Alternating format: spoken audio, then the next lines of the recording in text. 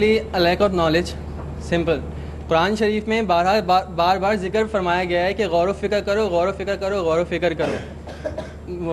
Western countries جو ہیں وہ غور و فکر کرتی ہیں, وہ سارا ڈیٹا ایکسٹریکٹ کرتی ہیں, اپنا جو ان کو امپلیمنٹیشن کرنا ہوتا ہے اپنی سوسائٹی میں ہمارے قرآن پاک سے ہی وہ لیتے ہیں.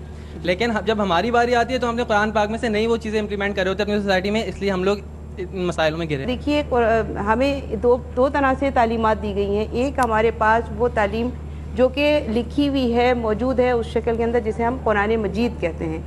دوسری تعلیمات جو ہیں وہ ہمارے آبزرویشن سے, ہمارے مشاہدات سے ہمیں ملتی ہیں. اور وہ کیا ہیں کہ میں یہ نہیں کہہ سکتی کہ میری کتنی سانسیں اس وقت موجود ہیں, ہم میں سے کوئی یہ بات نہیں کہہ سکتا, اس لیے کہ ہمارے سامنے صرف 80-85 سال کے بوڑھے کی موت نہیں ہوتی, ہمارے سامنے ایک بچے کی موت بھی ہوتی ہے, ایک نوجوان کی موت بھی ہوتی ہے. اور آج یہ معاملات بہت کھل کر سامنے آ رہے ہیں. یعنی ان کو کہتے ہیں عبرت انگیز واقعات, ایسے کہ جن سے انسان کوئی نہ کوئی سبق سیکھے. اگر ہم اس سے بھی سبق نہیں سیکھتے تو یہ صرف وہ آدمی ہو سکتا ہے جس کے اندر عقل نہ ہو. اور آپ دیکھیں کہ جس کے اندر عقل نہیں ہوتی, وہ باوجود اس کے کہ اس کے پورے جسم کو آپ دیکھ لیں, وہ مکمل ہے, صحت مند ہے, لیکن وہ کیسی حرکت کر رہا ہے جہاں اس کے باپ کوئی ایسا شخص جس میں عقل نہ ہو.